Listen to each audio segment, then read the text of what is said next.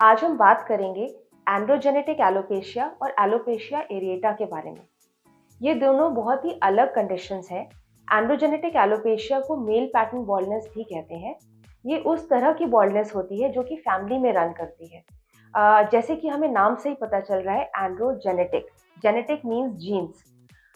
ऐसा नहीं है कि अगर सिर्फ आपकी इमीडिएट फैमिली में ही बॉल्डनेस है या नहीं है तो वो आप में होगी या नहीं होगी, ऐसा नहीं होता है। अगर आपकी एक्सटेंडेड फैमिली, जैसे कि आपकी मम्मी के साइड के जो आपके रिलेटिव्स हैं या आपके पापा के साइड के जो रिलेटिव्स हैं, both your mother and father, they have equal genetic contribution in you as a child. So if anybody in your maternal or paternal side suffers with baldness, वो जीन आप में ट्रांसमिट हो सकता है. इसको तो कहते हैं जेनेटिक बॉल्डनेस या एंड्रोजेनेटिक एलोपेशिया या मेल पैटर्न बॉल्डनेस. अब एलोपेशिया एरिएटा क्या होता है? एलोपेशिया एरिएटा एक बिल्कुल ही अलग कंडीशन है. आपने ऑटो इम्यूनिटी या इम्यूनिटी का नाम सुना होगा. जब भी हमें कोई इन्फेक्शन होता है, जैसे हमारा गला खराब हो गया या हमें फीवर हो गया, तो हमारी बॉडी की इम्यूनिटी जो ऑर्गेनिज्म ये फीवर या गला खराब कर रहा है उसके अगेंस्ट लड़ती है.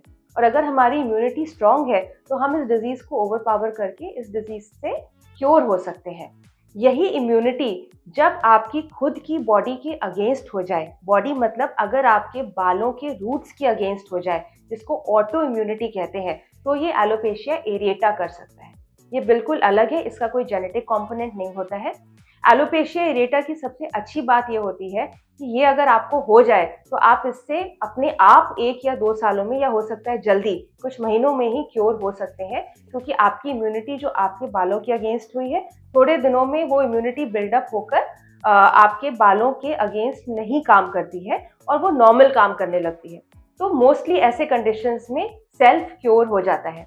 लेकिन जेनेटिक बॉल्डनेस में इम्यूनिटी का कोई रोल नहीं होता है.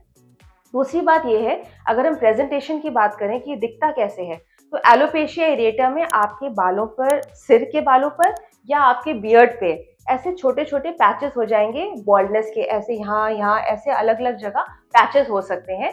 पूरा एक डिफाइंड पैटर्न नहीं होता है, जबकि जेनेटिक बॉल्डनेस में एक डिफाइंड पैटर्न होता है. अपने आसपास आप किसी भी फैमिली में किसी भी बॉल्ड इंसान को देखेंगे जिनको जेनेटिक बॉल्डनेस है, तो उनकी हेयरलाइन रिसीड होगी या उनका ये क्राउन का एरिया खाली होगा या फिर ये पूरा एरिया बॉल्ड हो जाएगा. लेकिन एलोपेशिया एरिएटा में ऐसा नहीं होता है, उनमें कोई पैटर्न नहीं होगा. अलग अलग ऐसे बॉल्डनेस के पैचेस बन जाते हैं, छोटे छोटे 2x2 सेंटीमीटर और 3x3 सेंटीमीटर के, जो कि क्योर हो सकते हैं. जेनेटिक बॉल्डनेस को क्योर करने के लिए सिर्फ और सिर्फ हेयर ट्रांसप्लांटेशन उपाय है. लेकिन अगर हम एलोपेशिया एरिएटा की बात करें तो उसको क्योर करने के लिए अलग अलग ट्रीटमेंट मोडालिटीज़ होती हैं. कुछ खाने की मेडिसिन होती हैं, कुछ लगाने का लोशन होता है. अगर आप अपने डर्मेटोलॉजिस्ट के पास जाएंगे तो वो आपको एक इंजेक्शन बताएंगे जो महीने में 1 बार लगता है एलोपेशिया एरिएटा के पैचेस पे. अगर आप वो इंजेक्शंस लगाएंगे तो 2 से 3 महीने में वहाँ पे बाल वापस आने लगते हैं. तो क्या हम एलोपेशिया एरिएटा में हेयर ट्रांसप्लांट कर सकते हैं?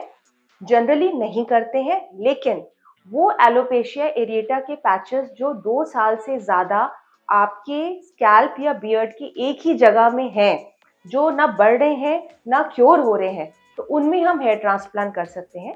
उसमें सबसे पहले उस एरिया की एक छोटी सी बायोप्सी होती है. वो आपके स्किन के टुकड़े को निकाल कर आपका डॉक्टर पैथोलॉजी लैब में भेजेगा. उसमें वो देखेगा कि उसमें डिजीज एक्टिविटी है कि नहीं है. अगर जनरली 2 साल के अगर पैचेस हैं या 2 साल से ज़्यादा के लंबे पैचेस हैं तो उसमें डिजीज एक्टिविटी नहीं होती है. तो ऐसे कंडीशंस में जब आपका लैबोरेटरी में इन्वेस्टिगेशन होने के बाद आपके पैथोलॉजिस्ट आपको बोलेंगे कि नहीं, इसमें डिजीज एक्टिविटी नहीं है, ये पैच वैसे का वैसा है और अब वो वैसे का वैसा ही रहेगा, तो आप उसमें हेयर ट्रांसप्लांट करा सकते हैं. हमने ऐसे बहुत पेशेंट्स पे जिनको एलोपेशिया एरिएटा है, लॉन्ग स्टैंडिंग एलोपेशिया एरिएटा, उनमें हेयर ट्रांसप्लांट किया. बहुत ही सेटिस्फैक्ट्री रिजल्ट ऐसे पेशेंट्स में पाए गए हैं. तो आई होप मैंने आपको आज एक क्लैरिटी दी है कि व्हाट इज एंड्रोजेनेटिक एलोपेशिया और genetic baldness, what is alopecia areata. If you have any further queries on these topics or any other topics, please feel free to contact me on my contact details given below. Thank you.